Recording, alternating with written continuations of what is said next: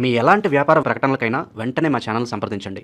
ప్రస్తుతం మనతో పాటు ప్రముఖ ఆధ్యాత్మికవేత్త వేదిక్ యాస్ట్రాలజర్ గోనుగొంట్ల సురేష్ బాబు గారు ఉన్నారు. గురువుగారితో మాట్లాడేద్దాం. నమస్కారం గురుగారు. మణికంఠ గారు నమస్కారం అండి. గురుగారు, చూస్తూనే సంవత్సరం చివరిలోకి వచ్చేసాం. మనం డిసెంబర్ మాసంలోకి ఎంట్రీ అయిపోయాం. సో మరి తులారాశి వారి పరిస్థితి ఏ విధంగా ఉంటుంది? ఈ ఎండింగ్ ఎలాంటి పరిణామాలు చూస్తారు? స్వీట్ మెమరీస్ ఏమైనా ఉంటాయా? ఓవరాల్ వీళ్ళు ఎలాంటి జాగ్రత్తలు తీసుకోవాలి? మణికంఠ గారు మీరు చెప్పిన విధంగా చూస్తూ 1 year అలా అయిపోయింది. సో మనం ఐ థింక్ 1 year మన జర్నీ కూడా 1 year అనుకుంటాను ఇక్కడ మనం భక్తి సమాచారంలో చేయటం. ఐ థింక్ మోస్ట్లీ ఇదే టైంలో మనం కనెక్ట్ అయ్యాం అనుకుంటాం. సో ఈ డిసెంబర్ మంత్ అనగానే 3 ముఖ్యమైన విషయాలు మనం తెలుసుకోవాలండి. ఒకటి, ఈ 3 అందరికీ తెలిసినాయి, అప్పటి నుంచి ఉన్నాయి. ఒకటి, ఇది ఇయర్ ఎండ్ కావడంతో ప్రతి ఒక్కళ్ళు ఇంట్రోస్పెక్షన్, అంతర్మదనం. అసలు మనం ఎక్కడ ఉన్నాము, ఏం సాధించాము, పుట్టి ఎంతకాలం అయింది, ఏదైనా సాధించుకుంటున్నామా, లేదంటే లాస్ట్ ఇయర్తో ఇయర్కి ఎలా ఉంది, అంతకుముందు ఇయర్తో ఎలా ఉంది అంటే రిలేటివ్గా ప్రోగ్రెస్ చెక్ చేసుకోవాలండి. ఎన్నో అప్స్ అండ్ డౌన్స్ సహజంగా ఉంటాయి. అయితే తులారాశి వాళ్ళకి జనరల్గా బాగున్న రాశులు, ఈ 2025 మన రాశి ఫలాలు కూడా చెప్పాను నేను. బాగున్న రాశులు ఇది ఒక రాశి. ఈ 2025 హోల్ ఇయర్ వీళ్ళకి సహజంగా మోడరేట్గా ఉండాలి, లేకుంటే సూపర్బ్గా ఉండాలి, కానీ ఎలాంటి ప్రాబ్లమ్స్ ఉండకూడదు. ఏదైనా ప్రాబ్లం వచ్చినా అది చాలా క్విక్గా రిజాల్వ్ అయ్యి ముందుకు వెళ్ళిపోవాల్సిన ఒక టైంలో వీళ్ళు ఉన్నారు.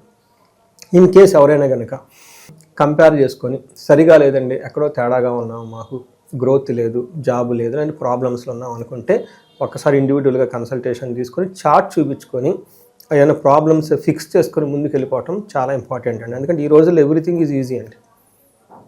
ఇంట్లో కావాల్సిన గ్రోసరీస్ కానివ్వండి, 1 క్లిక్లో వస్తాయి. రెమెడీస్ కూడా, ఆస్ట్రాలజీ రెమెడీస్ కూడా 1 క్లిక్లోనే వస్తాయి. అది వాళ్ళు ఇప్పుడు నేను ఎంతోమంది ఎన్ఆర్ఐలకి హోమాలు అవన్నీ చేపిస్తూ ఉంటాను.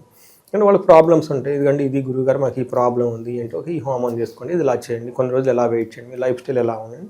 సో ఏమవుతుందంటే అది ఎప్పుడైతే రియలైజేషన్ వచ్చామో దానికి తగిన విధంగా చేసుకుంటామో ముందుకెళ్ళిపోతుందండి లైఫ్. అంటే అక్కడే ఆగిపోతారు.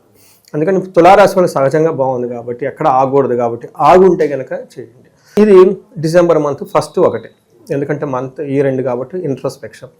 నెంబర్ 2, 16వ తారీఖు నుంచి ధనుర్మాసం స్టార్ట్ అవుతుంది. ఎప్పుడైతే ధనుర్మాసం స్టార్ట్ అవుతుందో మనకు తెలుసు కదండి, పేడ కళ్ళాపు చల్లటం, గొబ్బెమ్మలు పెట్టుకోవటం, ముగ్గులు వేయటం, సంక్రాంతి హడావుడి స్టార్ట్ అయిపోతుంది. 3వది, ఈ టైంలో కొంతమంది క్రిస్మస్ వెకేషన్స్ అనివ్వండి, లేదంటే రకరకాల వెకేషన్స్లో ఉంటారు.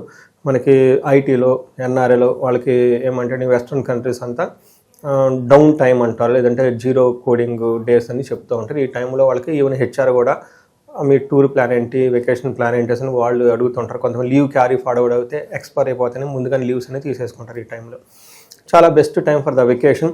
ఇండియన్ కాంటినెంట్కి సంబంధించి వెదర్ కూడా కూల్గా ఉంటుంది, అంత ఇబ్బంది పెట్టే విధంగా ఉన్నది కాబట్టి బెస్ట్ వెకేషన్ టైం అని మనకు చెప్తూ ఉంటారు.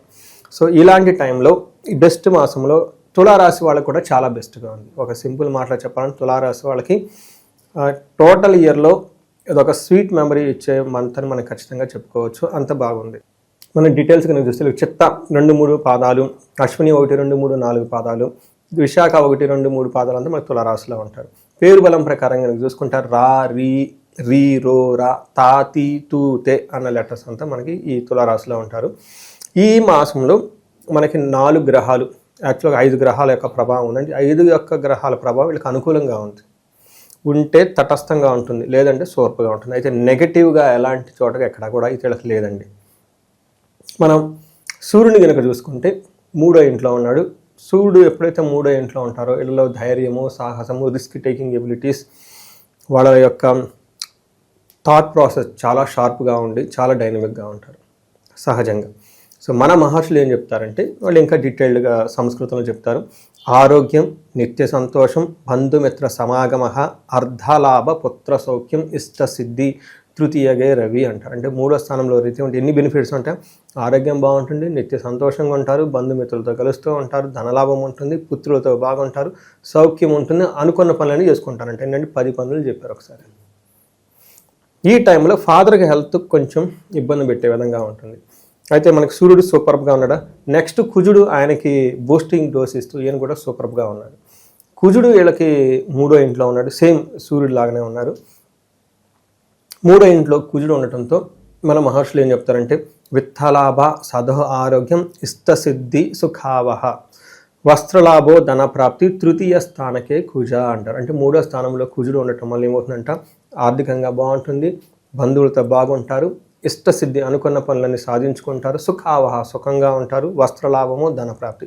అక్కడ ఏ అయితే లిస్ట్ చెప్పారు ఇక్కడ ఈ లిస్ట్ సేమ్ రిపీట్ అయిపోయింది. అంతేకాకుండా కుజుడు మనీ సక్సెస్ని, మనీ ఫ్లోని ఇస్తాడు ఈ టైంలో. అంతేకాకుండా ప్రాఫిటబుల్ అండ్ ప్రోగ్రెస్, ఏ చేసినా ప్రాఫిటబుల్గా ఉంటుంది, ప్రోగ్రెసివ్గా ఉంటుంది. 2 గ్రహాలు చాలా బాగున్నాయి. వీళ్ళకి అదృష్టం 3వ గ్రహం కూడా శుక్రుడు 2వ ఇంట్లో ఉండటంతో చాలా బాగుంటుంది. ఫ్యామిలీతో చాలా బాగుంటారు, వాళ్ళ వంశంతో చాలా బాగుంటారు, కుటుంబం బాగుంటుంది, మాట స్పష్టంగా మాట్లాడతారు. వీళ్ళకి కుటుంబ సౌఖ్యం, ఆరోగ్యం, స్త్రీ సల్లాపం, యశత్కరం, దేహ సౌఖ్యం, వస్త్రలాభం, ద్వితీయ స్థానకే భృగుర్ది షేత్ అని చెప్తుంటారు. భృగు 2వ ఇంట్లో ఉంటే ఏమవుతుందంట, కుటుంబం బాగుంటుంది, సౌఖ్యంగా ఉంటారు, ఆరోగ్యంగా ఉంటారు. స్త్రీ సల్లాపం, ఇప్పటిదాకా వీళ్ళ ఇంట్లో ఫ్యామిలీ మెంబర్స్తో కానివ్వండి, అంటే బయటకైనా ఎక్కడ లేడీస్తో విభేదాలు ఉంటే అవన్నీ సమస్యపై చక్కగా ఉంటారు. ఇన్ కేస్ లేడీస్ వాళ్ళ ఇంట్లో ఎవరైనా హస్బెండ్ లేదంటే వాళ్ళతో గొడవలు కానీ ఏమైనా ఉంటే అవన్నీ సమస్యపై బాగుంటారు. బయట వ్యక్తులతో కూడా చాలా చక్కగా ఉండేసి ఒక హెల్దీ అట్మాస్ఫియర్తో అయ్యేవాటి చాలా బాగుంటుంది. ఈ టైంలో ధనలాభం బాగుంటుంది, అన్ని విధాలా బాగుంటుంది. మంచి ఫుడ్ కూడా వీళ్ళు ఈ టైంకి ఎంజాయ్ చేస్తారు. సో వీళ్ళకి బుధుడు కూడా చక్కగా కలిసి వచ్చే విధంగా ఉన్నారు. బుధుడు వీళ్ళకి 2వ ఇంట్లో ఉండటంతో శ్రీయం, ధన ప్రవాహం వచ్చే అవకాశం ఉంది. చాలా రేరుగా ఇన్ని ప్లానెట్స్లకు అనుకూలంగా ఉండేది ఒక స్వీట్ మంత్, బ్యూటిఫుల్ మంత్ వీళ్ళకి డిసెంబర్ మంత్. సో సమాజంలో పేరు ప్రఖ్యాతులు కూడా బాగుంటుందంటారా? నాకంటూ కొంత గుర్తింపు కావాలనుకుంటున్నాను. సహజంగా వీళ్ళకి నెగటివ్ రిమార్క్ అయితే ఏమీ లేదండి. అక్కడ కాంట్రవర్సీలు ఎరుక్కునే పరిస్థితులు అయితే అట్టి పరిస్థితులే లేదు. వీళ్ళ కాంట్రవర్సీ కాదు కదా, వీళ్ళ దగ్గర కంటి చూపు మేరలేదు అండి. అదే సినిమాలను కంటి చూపుతో చంపేస్తానని ఏదైనా వస్తే వీళ్ళు కంటి చూపుతో చంపేస్తారు. ఇక ఈ రాశిలో ఏ నక్షత్రాలు ఉంటాయి, వాళ్ళకి ఎలా ఉండబోతుంది? ఇందులో చిత్తా, స్వాతి, విశాఖ, 3 నక్షత్రాలు ఉంటాయండి. ఇందులో విశాఖ నక్షత్రం చాలామంది తెలుసో తెలియదు, భూదేవి పుట్టిన నక్షత్రం. విశాఖ అంటే శాఖోపశాఖలుగా విస్తరించడానికి కావాల్సిన శక్తి ఆ నక్షత్రం ఉన్నది కాబట్టి విశాఖ అంటారు. శాఖ అంటే బ్రాంచ్. అందుకని లక్ష్మీ భూదేవి ఇక్కడ పుట్టింది కాబట్టి ఆమె శాఖోపశాఖ, ఫెర్టిలిటీ. ఓకే, ఆ యొక్క తత్వాన్ని అమ్మవారి దగ్గర ఉంది కాబట్టి ఈ నక్షత్రం ఉంటుంది. చిత్తా, స్వాతి 2 నక్షత్రాలు ఉంటాయి. అగైన్ స్వాతి నక్షత్రం వాళ్ళు చాలామంది కళాకారులు, film actors, they are the name for the beauty, attraction. Swati పేరులోనే ఉంది, స్వాతి ముత్యం లాగా ఉంటారనమాట. చిత్తా నక్షత్రం వాళ్ళు ఈ 3 నక్షత్రాలు ఉంటాయి. ఇందులో చిత్తా నక్షత్రం వాళ్ళకి ఐశ్వర్యవంతంగా ఉంటుంది, జయప్రదంగా ఉంటుంది, ధనలాభము, విశేష ధనలాభం చూపిస్తుంది. అయితే ఛాలెంజ్ ఒకటి, గొడవలు అయ్యే అవకాశం ఉందండి. ఈ గొడవలు కూడా కుటుంబ సభ్యులు, బ్రదర్స్ తోటి, లేదంటే పాస్తుల దగ్గర, రియల్ ఎస్టేట్కి సంబంధించిన వాళ్ళల్లో ఇబ్బంది పడే అవకాశం ఎక్కువగా ఉంటుంది. స్వాతి నక్షత్రం వాళ్ళు కూడా ఐశ్వర్యవంతంగా ఉంటుంది, సంపదలు ఉంటుంది, ధనలాభం ఉంటుంది, ధనలాభం, మృష్టాన్నము. అయితే వీళ్ళకి కూడా గొడవలు అయ్యే అవకాశం ఎక్కువగా ఉంటుంది, అది కూడా అన్నదమ్ములతో గొడవలు. విశాఖ నక్షత్రం వాళ్ళకి ఐశ్వర్యవంతంగా ఉంటుంది, సంపదలు, ధనలాభము, మృష్టాన్నము, విశేష ధనలాభం అంతా చూపిస్తుంది. కొంచెం గొడవలు అయ్యే అవకాశం ఎక్కువగా ఉంటుంది ఇందాక మనం చెప్పుకునే విధంగా చూస్తే. ఇవి కాకుండా నక్షత్రం శతభిష నక్షత్రం వాళ్ళకి, స్వాతి విశాఖ నక్షత్రం వాళ్ళకి కొంచెం మానసికంగా టెన్షన్లు ఎక్కువ ఉండి పని స్లోగా అయితే అవకాశం ఉంటుంది, స్లో ఉంటుంది కానీ పనులు అవుతాయి. తర్వాత చిత్తా నక్షత్రం వాళ్ళకి కానివ్వండి, స్వాతి విశాఖ నక్షత్రం వాళ్ళకి స్త్రీ నాశనం, అంటే వీళ్ళకి సంబంధించిన వాళ్ళు, తెలిసిన వాళ్ళు స్త్రీలు అయితే, ఇన్ కేసు స్త్రీలు అయితే తెలిసిన వాళ్ళు ఎవరైనా ఇంట్లో జెంట్స్ ఉంటే వాళ్ళకి ఏదో ప్రాబ్లమ్స్ వచ్చి ఆ ప్రాబ్లం ద్వారా వీళ్ళకి ప్రాబ్లం, అంటే వీళ్ళు they are the secondary effect అంటారు. ప్రైమరీ ఎఫెక్ట్ వేరే వాళ్ళు, వీళ్ళకి సెకండరీ ఎఫెక్ట్ అని ఉంటుంది. సో ఇవి తప్పక పెద్ద ఇబ్బందులు అయితే ఏమి లేదు. ఒక బెస్ట్ మంత్ ఈ తులారాశి వాళ్ళు ఉన్నారని మనం తెలుసుకోవచ్చు. సో వీళ్ళు ఎవరన్నా వీళ్ళ లైఫ్లో కొత్తగా ఎవరన్నా పరిచయం అయితే అంటే వాళ్ళతో ఎలా మసలుకుంటే బాగుంటుంది అంటారు? కొంతమంది సడన్గా మన లైఫ్లోకి వస్తారు, వాళ్ళ వల్ల ఏదైనా మనం బాగుపడతాం లేదంటే కింద పడిపోతాం. సో ఈ పరిచయాలతో ఎలా ఉండాలంటారు? సో ఈ టైంలో వీళ్ళకి ఇబ్బంది పెట్టే పరిస్థితులు లాంటిది ఎవరు లేరండి, అంతా మంచిగానే ఉంటుంది. సో ఇంటెన్షన్స్ మ్యాటర్, ఎదుటి వాళ్ళ యొక్క ఉద్దేశాలు ఎప్పుడు ఎలా మారితే మనకే అర్థం కాదు. ఈరోజు మంచి అయిన వాళ్ళు రేపు మంచి కావచ్చు, but anyway individual okay. But ఎక్స్టర్నల్గా ఎక్కడ వేరే వాళ్ళకి వచ్చి ఇబ్బంది పెట్టే పరిస్థితి అయితే వీళ్ళకి లేదండి. ఇక విశేషంగా ఎలాంటి పరిహారాలు దైవారాధనలో ఉంటే బాగుంటుందంటారు?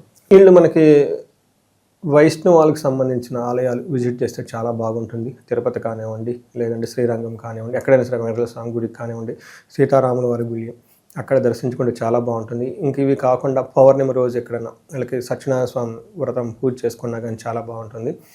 అయితే ఇండివిజువల్గా వాళ్ళ జాతకంలో కొంతమంది ప్రాబ్లమ్స్ ఫేస్ చేసి ఉండొచ్చు. వాళ్ళకి దశాభుక్తి సరిగా లేకపోవటం, లేదంటే ఇంకా కొన్ని వాళ్ళకి అందులో మనకు తెలవకుండా కాల్సర్పదోషము, పితృజాపాలు ఇవన్నీ చాలా ఉంటాయి.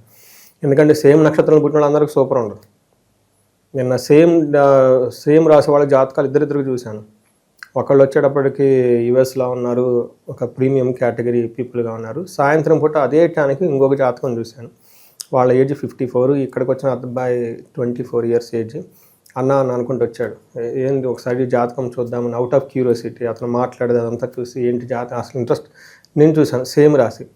ఇతను వచ్చేటప్పుడు సరిగా చదువులేదు, చిన్నప్పుడే తల్లి చనిపోయింది, తర్వాత తండ్రి సరిగా పట్టించుకునేవాడు కాదు, ఏదో చిన్న చిన్న జాబులు చేస్తున్నాడు, చక్కగా మాట్లాడతాడు. నా దగ్గర కూర్చొని చాలా బాగా మాట్లాడుతున్నాడు. ఎందుకు ఇలా బాగా మాట్లాడుతున్నాడు చూస్తే ఇలా కాలసర్ప దోషం ఉంది, అష్టమంలో చంద్రుడు ఉన్నాడు, ఇవి చాలా ఉన్నాయి. అలానే జన్మలగ్నంలో కేతు ఉన్నాడు. ఇవి దోషాలు ప్లస్ సిద్ధ విద్యలు ఉన్నాయి అబ్బాయి దగ్గర. ఐక్యూ, స్పెషల్ ఐక్యూ ఉంటుంది. ఆశ్లేష నక్షత్రంలో పుట్టాడు. అగైన్ అది మంచి నక్షత్రం కాదు, గండ నక్షత్రం.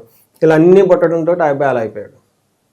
కానీ ఎందుకు చక్కగా మాట్లాడుతుంటే బుధుడు 11వ స్థానంలో ఉన్నాడు. చూడండి ఎంత చక్కగా మాట్లాడుతున్నాడు. బుధుడు 11వ స్థానంలో సూపర్గా ఐటీ.